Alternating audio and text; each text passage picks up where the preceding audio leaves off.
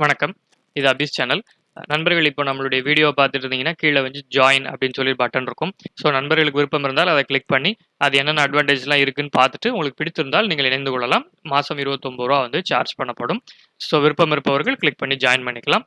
நம்ம இப்போ வீடியோக்குள்ள போலாம். இப்போ நம்ம இண்டஸ் இண்ட் பேங்கினுடைய இன்ட்ரின்சிக் வேல்யூ கால்குலேஷன் போட்ட பிறகு, அனாலிசிஸ் பண்ண பிறகு டீட்டெயில்டா பண்ணோம். 2020ஆம் நிதியாண்டு வரைக்கும் எப்படி இருந்தது, 2019 டிசம்பர் வரைக்கும் எப்படி இருந்ததுன்னு ரொம்ப டீட்டெயில்டா பண்ணோம். ஸோ அந்த டீட்டெயில்டா பண்ண பிறகு நேற்றைக்கு 2020 ஆனுவல் ரிப்போர்ட் வந்து வந்துருச்சு. ஆனுவல் ரிப்போர்ட்டுங்கிறத விட அந்த குவார்டர் ரிசல்ட்ஸ் மட்டும் சொல்லியிருக்காங்க. ஆனுவல் ரிப்போர்ட் அது எல்லாம் டீட்டெயில் தான். பட் கம்ப்ளீட் ரிப்போர்ட் வரலைனாலும் அவங்களுடைய இன்வெஸ்டர் ப்ரெசன்டேஷன் வந்துருச்சு. அதை நம்ம இப்போ ஒரு அசஸ்மெண்ட் பண்ண வேண்டியிருக்கு. நம்ம கண்டிப்பாக இந்த தடவை வந்துட்டு இன்ட்ரின்சிக் வேல்யூ கால்குலேஷனுக்குள்ளே போகிறதில்ல. ஏன்னா அவங்க கொடுத்த ஃபிகர்ஸ் படி நான் பார்த்த வரைக்கும் அதில் பெரிய டிஃபரன்சஸ் இருக்கிற மாதிரி தெரியல. ஸ்டில் வந்து அது ரொம்ப அட்ராக்டிவ் வேல்யூஷன் மாதிரி காண்பிக்குது. பட் நம்மளுடைய பேசிக் க்ரைட்டீரியாவில் எதெல்லாம் வந்து கொஞ்சம் கொஞ்சம் அடி வாங்கியிருக்கா, என்ன நடக்குது, அது எப்படி மாறி இருக்கு அப்படிங்கிறத பார்த்தோம்னா ஒரு ஐடியா கிடைக்கும். ஏன் இதை பார்க்குறோம் அப்படின்னு சொல்லி பார்த்தீங்கன்னா, எஸ் பேங்க் வந்து கடைசியா ஆர்பிஐனுடைய மொரட்டோரியம் வர்ற வரைக்கும் அவங்க கொடுத்த டீட்டெயில்ஸ் படி அவங்களுடைய நிலைமை நல்லா இருக்க மாதிரி தான் நம்மளுடைய கால்குலேஷன். ஏன் இது நம்மளுடைய கால்குலேஷன்ல கூட கேட்ச் பண்ண முடியலன்னா, பேங்க்ஸ் ஃபைனான்சியல் கம்பெனிஸ்ல அந்த ஒரு பெரிய ப்ராப்ளம் நமக்கு என்ன அப்படின்னா, யாருக்கு லோன் கொடுத்துருக்காங்கன்னு அவங்க வெட்ட வெளிச்சமா சொல்ற வரைக்கும் நம்மளால வந்து தெளிவா புரிஞ்சுக்கிறது ரொம்ப ரொம்ப கஷ்டம். அதனால நம்ம இருக்கிறதுலே சேஃபஸ்ட் மெஷர் என்ன, சேஃபஸ்ட் என்பிஏ, ரொம்ப ரொம்ப அதிகமான என்பிஏ இதெல்லாம் கால்குலேட் பண்ணால் மட்டும்தான் நம்மளால வந்து ஓரளவுக்கு அசஸ் பண்ண முடியாது. அதனால ரொம்ப டிஃபென்சிவ் இன்வெஸ்டரா இருக்கிறவங்க அதிலிருந்து நம்ம தள்ளி இருக்கிறது ரொம்ப ரொம்ப ரொம்ப நமக்கு நல்லது. பட் நம்மளுடைய நண்பர்கள் நிறைய பேர் வந்து இதை பார்த்துட்டு வாங்கிடலாமான்னு சில ஆர்வத்தில் இருந்த மாதிரி நிறைய கேள்விகளும் கேட்டிருந்தாங்க. ஆக்சுவலாக பார்த்தீங்கன்னா அதனுடைய நிலைமை என்னன்னு இப்போ பார்ப்போம். பட் எதிர்பார்த்தது விலை இறங்கும்னு நினச்சா இன்னைக்கு விலை வந்து ஏற ஆரம்பிச்சிருச்சு. கிட்டத்தட்ட 10% போச்சு. அதற்கான காரணம் என்னன்னு நான் நினைக்கிறேன் அப்படின்னா, ஆப்ஷன்ஸில் உள்ளவங்கெல்லாம் வந்து நாளைக்கு வந்து நாளை மறுநாள் எக்ஸ்பைரி.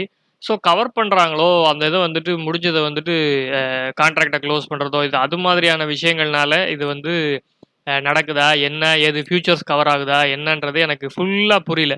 ஸோ அதனால அந்த அந்த விலையும் ஏறிட்டு இருக்கு.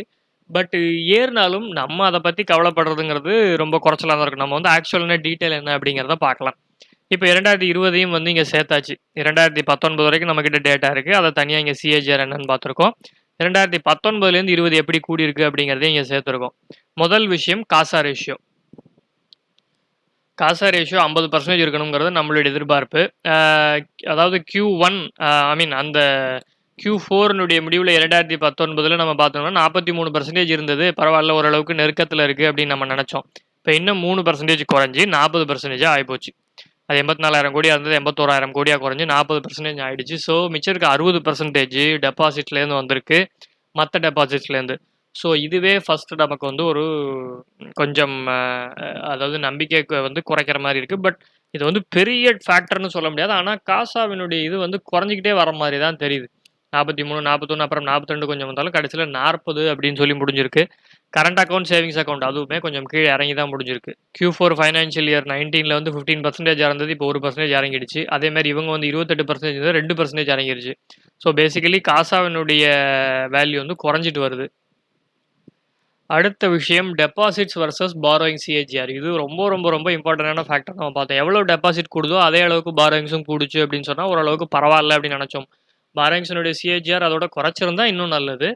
ஆனால் இது வரைக்கும் 2019 வரைக்கும் 2 ஈக்குவலாக கூட்டிகிட்டு இருந்தது. 26% வந்து இயர்லி கூட்டிகிட்டு இருந்தது. இப்போ இந்த வருஷம் பார்த்தீங்கன்னா 1.51லேருந்து 1.94, 38லேருந்து 47 ஓரளவுக்கு ஸ்டாண்டர்டாக இப்போ கூடி இருந்திருக்கு. பட் இந்த வருஷத்தில் டெபாசிட்ஸ் வந்து 1,94,000 கோடியிலேருந்து 2,00,000 கோடியாக 8,8000 கோடி மட்டும் கூடியிருக்கு. அது வந்து 4% தான் இந்த 1,94,000 கோடியில்.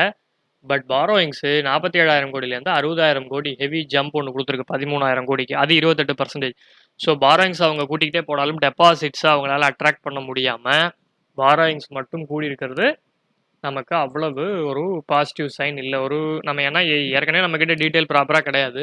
இருக்கிற பேங்க் சொல்கிறத வச்சு தான் நம்ம பண்ணணும். பேங்க் சொல்கிற டீட்டெயிலே இந்த ப்ராப்ளம் இருக்கிறது நமக்கு அவ்வளவு ஒரு ஒரு ஒரு கம்ஃபர்டபுளான ஒரு இன்வெஸ்ட்மெண்ட் என்விரான்மெண்ட்டாக ஒரு டிஃபென்சிவ் இன்வெஸ்டருக்கு இல்லை. அடுத்தது டெபாசிட்ஸ் வர்சஸ் அட்வான்சஸ். டெபாசிட்ஸ் வந்து அட்வான்சஸோட கூட இருக்கணும். ஏன்னா அப்போ தான் ஹேண்டில் பண்ண முடியும் கொடுத்த கடனை அப்படின்னு பார்த்தோம். 2019 வரைக்கும் 2014லேருந்து 19 வரைக்கும் எல்லா வருஷத்துலையும் பாருங்கள், நான் இதை ஹைலைட் பண்ணுறேன் பாருங்கள். இது வந்து அட்வான்சஸ். ஓகே, இது வந்து நம்மளுடைய டெபாசிட்ஸ். 2014 பாருங்கள், டெபாசிட்ஸ் 60,000 கோடி, 55,000 கோடி குறைச்சலாக தான் இருக்குது. டெபாசிட்ஸ் 74, 68 அதுவும் குறைச்சல். 93, 88 அதுவும் குறைச்சல். 1,26,000, 1,13,000.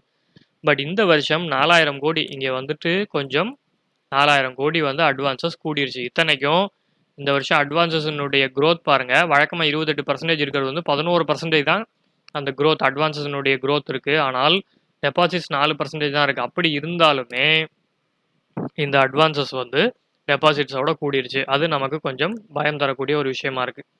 என்பிஏ ட்ரெண்டு ஏற்கனவே நம்ம பார்த்தோம், ஆக்சுவலாக கொஞ்சம் கூடிக்கிட்டு வருது அப்படின்னு சொல்லி. ஸோ என்பிஏவினுடைய இது பார்த்தோம்னா கிராஸ் என்பிஏ வந்து 5,147 கோடி. கிராஸ் என்பிஏ அப்படிங்கிறது உங்களுக்கு ஏற்கனவே நமக்கு தெரியும், அதாவது ப்ரொவிஷன்ஸ் வைக்காத உண்மையான ஆக்சுவல் வாரா கடன் தான் இது. அது வந்து 4,578 கோடியாக போன குவார்ட்டர் முடிவில் இருந்தது. இந்த குவார்ட்டர் முடிவில் 5,147 கோடியாக கூடியிருக்கு. இப்போது ஆக்சுவலாக அந்த குவார்ட்டரில் பார்த்தீங்க அப்படின்னு சொன்னால் கிராஸ் என்பிஏ வந்து 2.18% இருந்தது. 0.27% கூடி 2.45%. இது ஒரு அலார்மிங்கான சுச்சுவேஷன் இல்லை. பட்டு இதே மாதிரி எஸ் பேங்க்லேயும் சில விஷயங்கள் நமக்கு தெளிவாக இல்லாமல் கொஞ்சம் கொஞ்சமாக காட்டிகிட்டு இருந்தாங்க. 5%, 3% இப்படிலாம் இருந்தது.